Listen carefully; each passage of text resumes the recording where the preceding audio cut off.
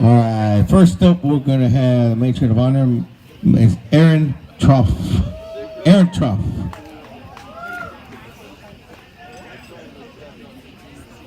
Okay, can y'all hear me? Nope. I mean, yes. Now can you? There we go. Okay, I'm Erin Troff. I'm Jamie's sister, for those of you who don't know. You're my sister. I am Will's sister-in-law now. He's stuck with me. So I do not have a way of words as like Abby does. So mine's going to be short and sweet. Obviously, they tell the story about the haunted house. And I remember we went out for my best friend's birthday that night, and Jamie had to order the minute we sat down, because she could not be a minute late to meet Will for the haunted house. And then fast forward probably 2 or 3 months, I had not met him yet. Nobody in our family had. My sister-in-law had just gotten married, so we were at my mother-in-law's house for a little wedding shower, and we get a phone call. Okay, Erin, tell me the minute my mom leaves, because I want you to meet Will, but you have to meet Will before my mom does. If you don't know my mom, she's a little overbearing. We love her to pieces. We wouldn't want a life without her. She loves us to pieces, but she comes off very strong. So, Jamie figured this was a way to introduce Will to most of the family without meeting my mom. And he did well, so I think it was probably the next Sunday while we were doing Sunday brunches, he became a member of the family and attended Sunday brunch every week from then on. And then they also spoke about the engagement. Well, my husband owns a repair shop, and Will comes up and is like, oh, I need an oil change. By the way, I'm going to propose to your sister tonight, so can you please call your whole family and get a dinner together? So I then call Abby and say, Abby, where should we go for dinner? And she kind of helped decide that. But of course, all of us were waiting by the phone for the phone call from Jamie to say, hey, Will popped the question, and I finally said yes. So, yes, finally, that would have been an appropriate cake topper. But,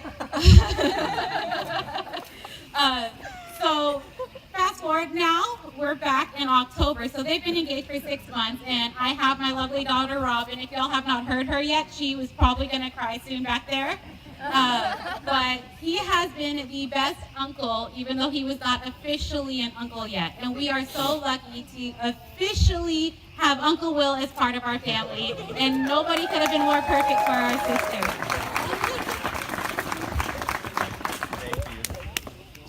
Cheers. I don't drink, so cheers. Hello. For those of you that don't know me, my name is Abby, and I'm also a matron of honor. Jamie and I met when we were 5, and we became best friends when we were in the 3rd grade. As you might imagine, there's a lot of history between the two of us. In the 90s, we were obsessed with a revolutionary band that celebrated friendship and girl power. I'm speaking, of course, about the Spice Girls. When we would play, Jamie would always pretend to be Baby Spice and insisted when she was old enough, she was going to dye her hair blonde and get blue contacts. Thank God she grew out of that. As we entered middle school and high school during the awkward teenage years, we shared every aspect of our life, including the most current news on our recent crush, aka future husband, to the inevitable, oh my God, what was I thinking moment. We were in Girl Scouts, we camped together, we were in choir, we sang together, we've traveled together, we've had many moments of laughter, tears, anger, and frustration, moments of adventure and growth and understanding, but ultimately, all of our moments have been filled with love. We've been there to support each other during the most difficult times and celebrate together during the most joyous.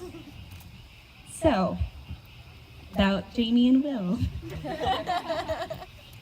There's a lot of things between Jamie and I. Because we have shared so many years and experiences together, we tend to think alike and respond similarly to situations.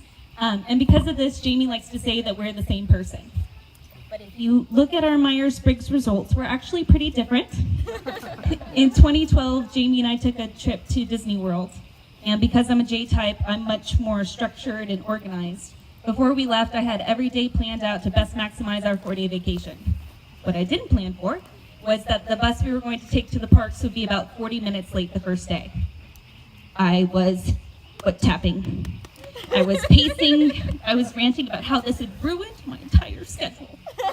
But Jamie's a P, and she's much more go with the flow than I am. She was able to calm me down, assured me that the day hadn't been ruined. We would get there when we got there, and when we did, we were going to have the best time.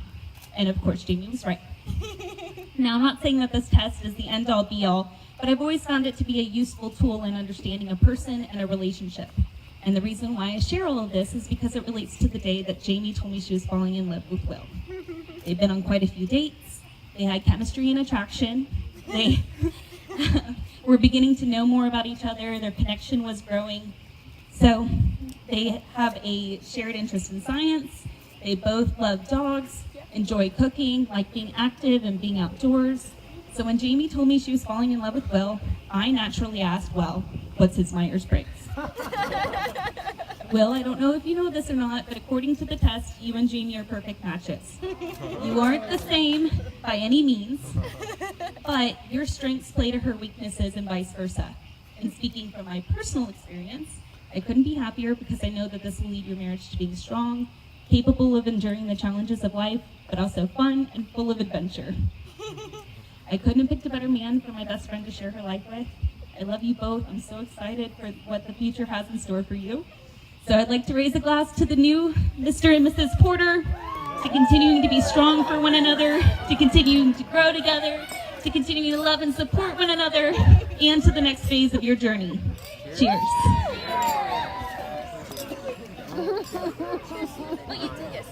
All right, next up is the best man, Mr. Andy Spinney. Oh, here. I'll keep bringing more over. As promised. As promised. Right? Good evening. My name's Andy Spinney, and Will has asked for me to be his best-looking man. And of course, I've humbly accepted. So. My friendship with Will began because of Will's delicate stomach. While Will and his parents were looking for a house in Michigan, Will got car sick. The porter stopped in front of my family's house, and within seconds of getting out of the car, my grandma was there with water and paper towel. At that moment, the porters probably thought, what a wonderful lady, she's a saint. And she was a saint. She was the saint of spying on thy neighbor. Because little did they know, my grandma was probably peeping on them from the front window the moment they turned onto our street. When Will was done fertilizing our front lawn, and the car sickness fiasco was over, the porters realized the house next door was for sale. That's when Will became my neighbor, but he became more than my neighbor, he became my brother.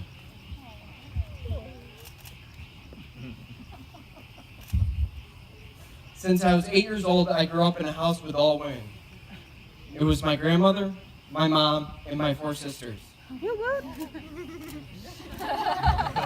Will was the only child, and living next door, we quickly became friends.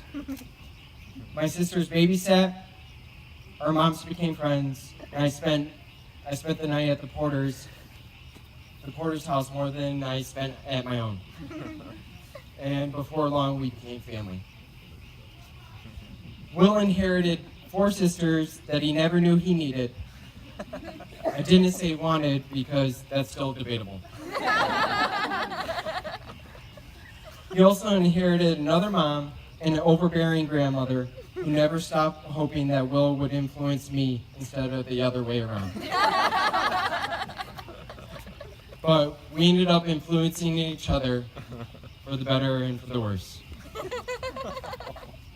An example for the worse. It's not that bad.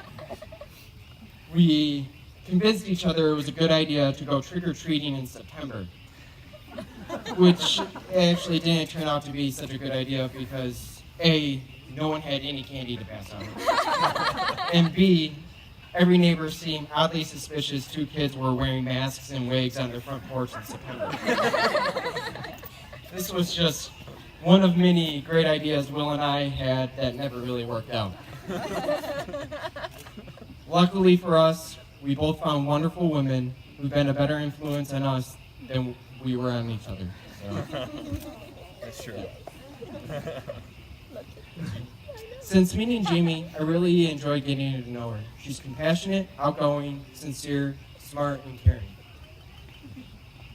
In the time I've been able to get to know Jamie, I've learned that she volunteers her time at the Scouts Honor Rescue Program and has a love for dogs. Now, I'm not trying to insinuate that you love dogs like how you love Will, or any sort of... Whoa. Sorry about that. I was regretting saying that line when I wrote that. So. But I do think it goes to show the type of compassionate, caring person that Jamie really is, though. So. During the time I've known Will, I can attest to the person he's become. He's smart, witty, trustworthy, and has a great sense of humor, which I think I lent to him in developing. Will, for the most part, has made intelligent decisions on important decisions in his adult life. This is evident with the group of friends that he's made, his choice in college, getting his law degree, and of course, making me his best looking man. But by far, the smartest decision he's ever made was to ask Jamie to marry him. Okay, good. So happy for you guys. I love you. You guys are perfect together. And let's raise a glass to the amazing couple as we celebrate the day that they commit spending the rest of their lives together. To Jamie and Will.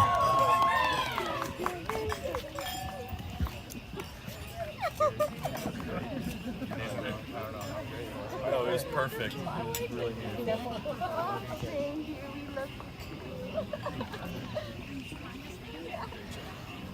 Thank you.